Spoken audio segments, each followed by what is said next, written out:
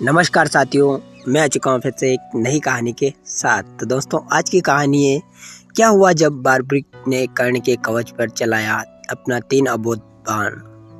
क्या बारब्रिक कवच को भेद पाएगा? क्या होता है अगर बारब्रिक कर्ण पर अपना 3 बाण चला देता है? क्या सूर्यपुत्र दानवीर कर्ण बारब्रिक के तीनों बाणों का काट पाते हैं? क्या बारब्रिक के 3 बाण कर्ण के कवच कुंडल को भेद पाता है? दोस्तों, बारब्रिक और महादानी कर्ण दोनों ही एक शक्तिशाली योद्धा थे। दोनों का पराक्रम अपने आप में अविश्वसनीय था। दोस्तों, बता दें कि कर्ण माता कुंती और सूर्य के अंश से जन्मे थे। इनका जन्म एक खास कवच और कुंडल के साथ हुआ था, जिसे पहनकर उन्हें दुनिया की कोई भी ताकत परास्त नहीं कर सकती थी। आपको बता दें कि माता कुंती का विवाह पांडु के साथ हुआ था, लेकिन कर्ण का जन्म कुंती के विवाह से पहले ही हो गया था। कर्ण की खासियत ये थी कि वो कभी भी किसी को भी दान देने से पीछे नहीं हटते थे।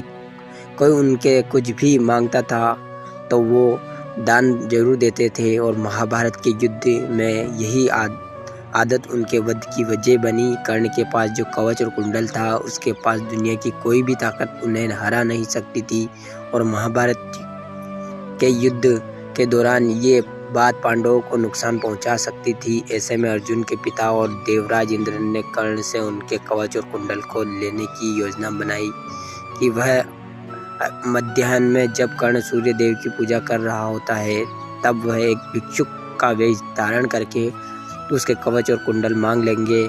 सूर्यदेव इंद्र की इस योजना के बारे में कर्ण को सावधान भी करते हैं, जिसके बावजूद कर्ण अपने वचनों से पीछे नहीं हटते हैं। अब बात करते हैं बारब्रिक की। दोस्तों, बारब्रिक महाभारत के एक महान योद्धा थे। वे घटोत्कच और अहिलावती नाग कन्या माता के सबसे बड़े पुत्र थे। उनके अन्य भाई अंजन, पर्व और मेघवर्ण का उल्लेख भी महाभारत में दिया गया है। बारब्रिक को उनकी माँ ने यही सिखाया था कि हमेशा हारने वाले की तरफ से लड़ना, और वे इसी सिद्धांत पर लड़ते भी रहे। बारब्रिक को कुछ ऐसी सिद्धियां प्राप्त थी जिनके बल से पलक झपके ही महाभारत के युद्ध से भाग लेने वाले समस्त वीरों को मार सकते थे। जब वे युद्ध में सहायता देने आए, तब इनकी शक्ति का परिचय प्राप्त कर बाल्यकाल से ही वे बहुत वीर और महान योद्धा थे। उन्होंने युद्ध कला अपनी माँ से सीखी। माँ आदि शक्ति की घोर तपस्या करके उन्हें प्रसन्न किया और 3 अभेद बाण प्राप्त किए, और 3 बाणधारी का प्रसिद्ध नाम प्राप्त किया। ईशापूर्तिक वाल्मीकि ने प्रसन्न होकर उन्हें धनुष प्रदान किया, जो कि उन्हें तीनों लोकों में विजयी बनाने में समर्थ थे। महाभारत के युद्ध को लेकर भगवान श्री कृष्ण को यह भय सताने लगा कि अगर बारब्रिक युद्ध में शामिल हुए और कौरवों की तरफ से यदि युद्ध किया तो पांडवों की हार निश्चित है। बारब्रिक को हारे का सहारा कहा जाता है। भगवान की चिंता थी बारब्रिक हारने वाले सेना का साथ देंगे, और कौरवों की इस युद्ध में हार हो रही थी। इसलिए भगवान श्री कृष्ण ने बारब्रिक को युद्ध से दूर रखने की युक्ति बनाई। वेश बदलकर भगवान श्री कृष्ण अर्जुन के साथ बारब्रिक से मिलने पहुंचे। बारब्रिक युद्ध के लिए निकलने ही वाले थे। बारब्रिक के तरकश में 3 ही तीर देखकर ब्राह्मण का भेष धरे श्री कृष्ण ने उसका मजाक उड़ाते हुए कहा कि चुनौती दी, अगर श्रेष्ठ धनुर्धर है तो सामने खड़े पीपल के पेड़ के सारे पत्ते एक ही तीर में गिराकर दिखाइए। बारब्रिक भगवान श्री कृष्ण की बातों में आ गए और तीर चला दिया, जिससे कुछ क्षणों में ही सभी पत्ते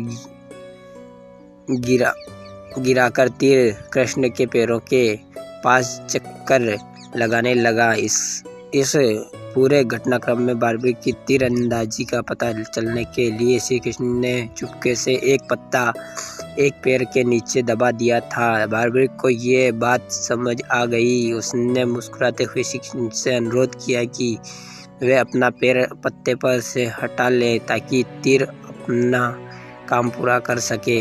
जब श्री कृष्ण को यकीन हो गया कि बारब्रिक जिस तरह से भी लड़ेंगे दूसरे पक्ष की हार तय है, इस पर उन्होंने पूछा कि बारब्रिक किसकी तरफ से युद्ध करोगे? तो बार्बी ने उत्तर दिया है कि अपनी माँ को वादा कर चुके हैं कि जो पक्ष हारेगा वो उसी की तरफ से युद्ध लड़ेंगे।